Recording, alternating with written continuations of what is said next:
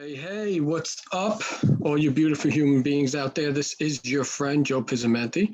Katie's Mission is a nonprofit that I am a pretty big part of. I'm the head ambassador, and I will post my link in there for that as well if you want to learn more. But that's pretty much where this stemmed from. I got involved with Katie's Mission because of my story, and I'll get a little deeper into that later. But for me personally, it all started day one, right? From day one, where I was born prematurely. I have, from day one, been pretty slow with my learning curve. And it really caused a lot of insecurity in my life. So, where I'm going with this is, I have attempted suicide 3 times in my life. And the main reason for that was my insecurities, right? A lot of things that happened, and I'll go through a couple of them briefly. But from day one, I was in special ed when I was 4 years old. I had speech therapy. I had problems talking. Like I said, I was pretty slow developmentally. My parents got divorced when I was 6 years old. And I'll be dead honest with you guys. I know a lot of people can probably resonate and relate to this. That set me on a whirlwind down a bad slope, right? My father moved out. We lived out in Long Island at the time. And he moved out. He moved back to Staten Island with his mom. And we stayed with my mother, me and my brother, my older brother, John. And I took that pretty hard, right? I took that pretty hard. I wanted to live with my father. At the time, he didn't think it was a good idea. And for me personally, that hit me harder than I ever thought, right? And I didn't learn this until probably a lot later in my life, which I'll go over. But at the time, I was diagnosed with clinical depression, right? I had a lot of bad thoughts in my head. I did some pretty bad things. I had school phobia. I had insomnia from day one. I had problems sleeping. So, I hated going to school, right? I just hated it. I was bullied a little bit when I was a kid, and not too bad. I'm not going to say it was really bad, just your normal, kid stuff where people mess with you. And because of my insecurities at a young age, I took that to heart, and it really bothered me. I took it personally. So at 11 years old, I attempted my first time, attempted suicide, right? That's a pretty young age to do that. A lot of it had to do with the fact that I didn't want to be in school. Most of the time, I would try to stay home from school, stay with the babysitter because I didn't want to go. I didn't want to deal with it. That was my escape, was just staying home and not dealing with school and any issues that I had there. My insecurities took over, and I just wanted to be alone, right? I was a loner. I wanted to keep everything inside of me. So at 11 years old, I tried to take my life, and thankfully, my mom got me into a hospital, Stony Brook University Hospital, on the 11th floor. I spent 3 months of my life at 11 years old, from the beginning of December through March 3rd, I think it was, that I got out. So you could imagine spending the holidays in a hospital. It was not fun. It sucked, to be honest with you, but I put myself there. And I'll never forget the first night I was there. I was put in a straitjacket in one of those rooms that you see on TV in movies where you just beat the hell out of yourself, but it's padded rooms, right? All the padding around. And I was in that room that first night. For me, that was an eye-opener because I spent the next 3 months making sure that I was on my best behavior so I could get out of there, because trust me, guys, it was not fun spending that time there. I was luckily able to go home on weekends and spend a couple hours at home with the family. They came to visit me a couple nights a week, but I won't wish that on anybody. But I created that, right? I created that. I used to blame everybody for that. But I've learned later in life that we make our own choices. We make our own decisions. We create those things. So,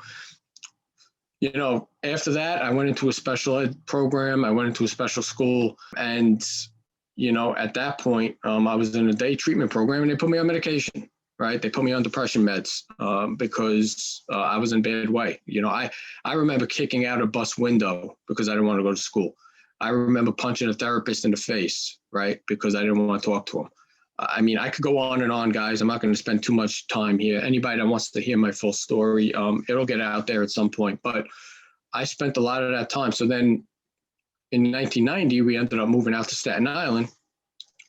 And guys, honestly, I didn't take it well. So picture a Long Island kid in the suburbs with all these issues, all this depression, moving to the big city, right, to New York City, and having to adjust to that while dealing with learning disability, while dealing with depression. It was not easy. Trust me. So what I would do was, thankfully, I had good friends there, babysitter there they would like family, right? I had two brothers that weren't family, right? But I considered them brothers, Fran, DJ, and Sean. And I would spend the first summer or two I spent there when I was off of school because I just didn't want to be in Staten Island. And the first summer I went there, I downed a bunch of pills, right? While nobody was paying attention. And I tried to kill myself for a second time.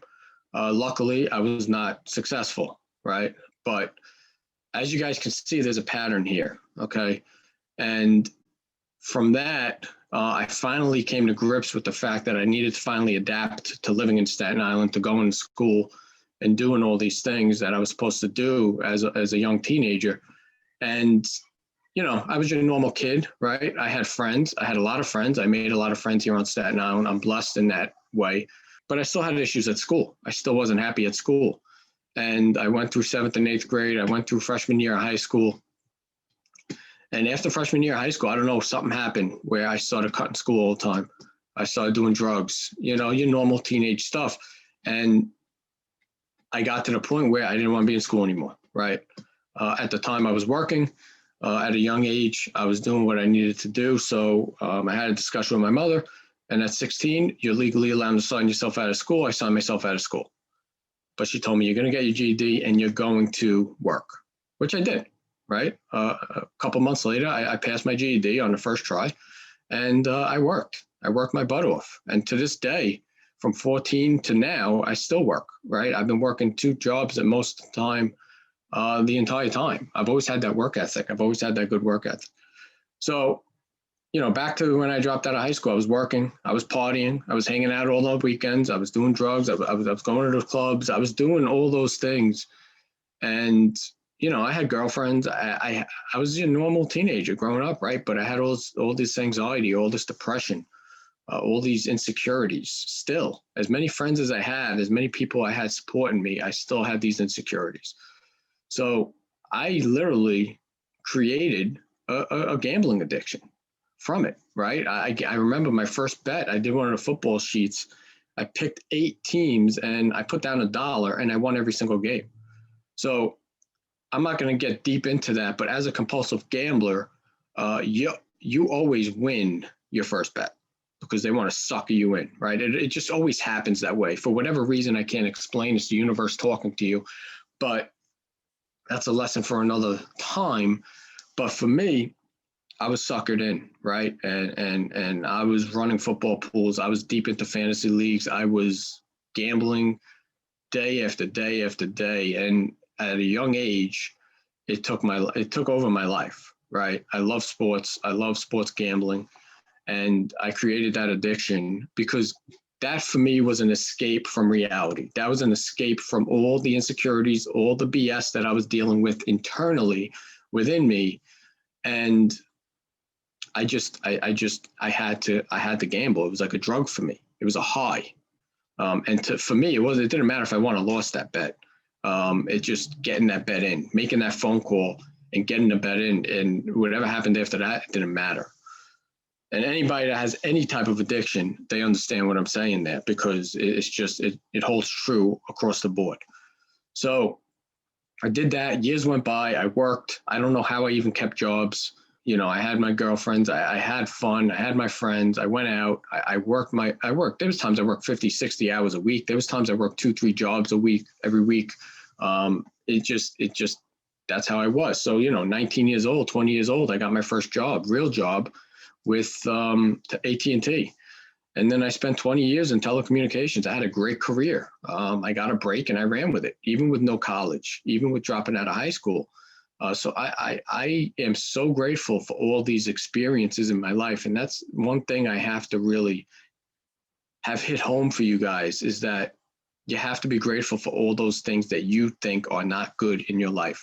The things that I went through that I'm telling you about at my young age, have shaped me to be the person I am today. It allowed me to become this version of myself, right? And I still got a long ways to go. But, I hated myself. I hated myself all that time. I was in telecom. I had some great people that I worked with. AT&T was a family, right? And I moved on from AT&T. I went to Verizon. I went to other companies. And for me, those companies weren't the same as AT&T. So yeah, I worked. I busted my butt, but I wasn't happy, right? It wasn't what I really wanted to do. So for me, I had to move forward, right? So let's fast forward to 2013, December, where I was gambling big time. I lost a lot of money.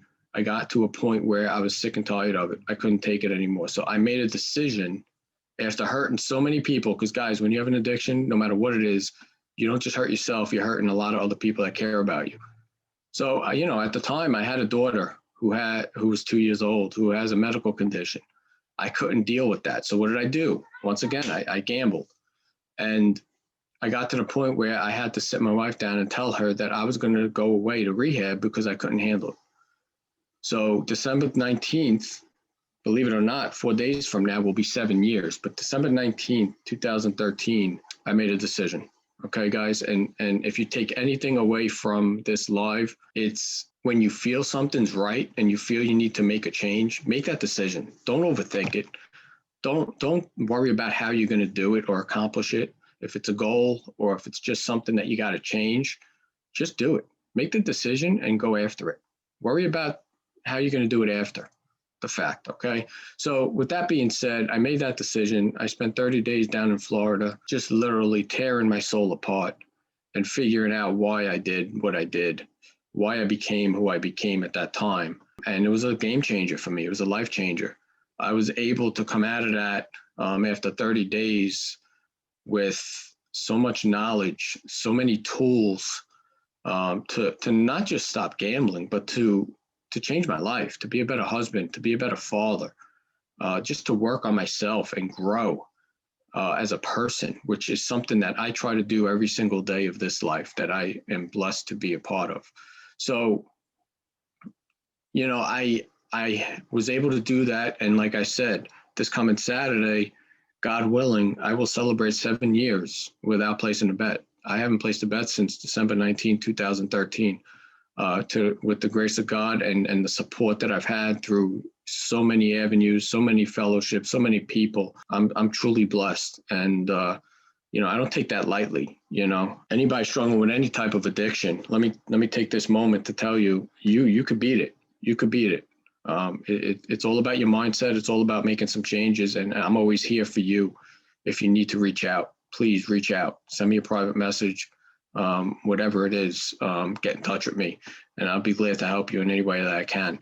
But, fast forwarding now, a couple years after that, another big moment in my life that really hurt, which has also helped me to be the person I am today was, I had a younger brother who struggled with drugs, in and out of rehab. My father, my stepmother did so much to try to help him. And, August 26, 2015, I got that phone call from my father down in Florida telling me that my brother had passed away from an overdose. So for me personally, that really hurt. Going back to that, even 2 years into my recovery and all the people I had around me, which I had to really lean on at that moment. I tried so hard for a couple years to help my brother, to talk to him, to try to make him understand, what recovery is really about, because for him, he just was never ready. He never really hit that rock bottom that we speak about in the rooms.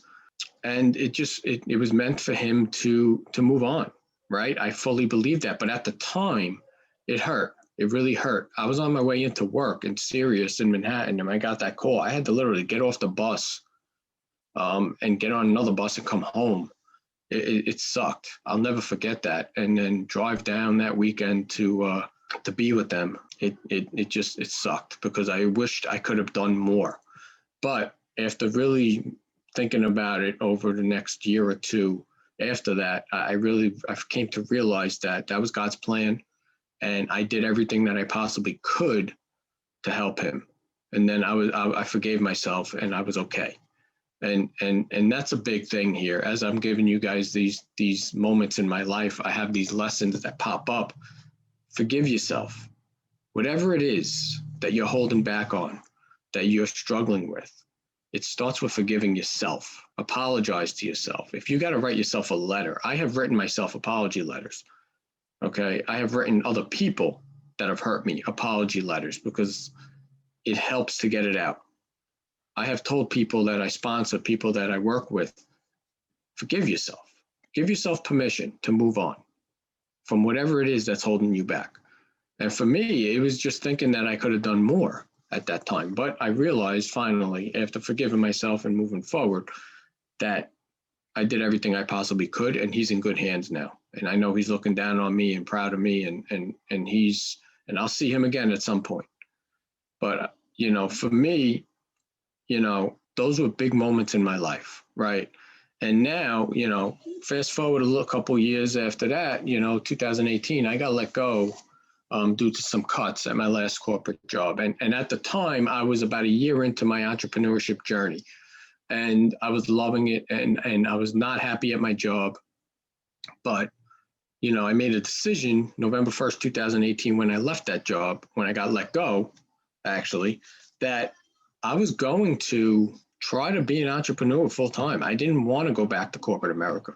I didn't want to have that job, right? Because it wasn't something that I was happy with, right? As human beings, we want to be happy with everything that we do. As human beings, we want to be better, right? We don't want to be stuck. We don't want to be depressed and miserable when we're at a job specifically, right? So we want to enjoy what we do. And I'm very blessed right now to have a job that I go to every single day that I love doing. But the year before last, 2019, guys, it was the toughest year of my life. I was out of work. I was looking for that right fit. I was looking for a job. I was working my businesses, right? Struggling in my business, trying to grow, trying to learn. I've invested a lot of money, a lot of time into my personal development every single day. I've invested time into books that I'm reading, right? And I would really encourage everybody. I put up a post earlier today. The best investment you can make is in yourself. It's so true. It really is. It's an amazing thing when you invest in yourself and you see it start to pay off. And I'm seeing little tiny wins along the way as I go after my big time goals, right, guys? So I would encourage you, if you have any wins, celebrate them. Whether you think they're small, think they're big, it doesn't matter. Any win is something to celebrate. Any win in life, in business, is something that you need to acknowledge, okay? And pat yourself on the back. Whatever it is that makes you happy, dance, sing, whatever it is, celebrate that win. So with that being said, guys, I wanted to just that's a lot of my story. There's more to it. You'll see me telling my story a lot more. I had a lot of new friends on here that I really wanted to reach out to, and I thought this was the best way to do it. I've had people reach out to me, private message me, ask me what I'm doing and why I do what I do.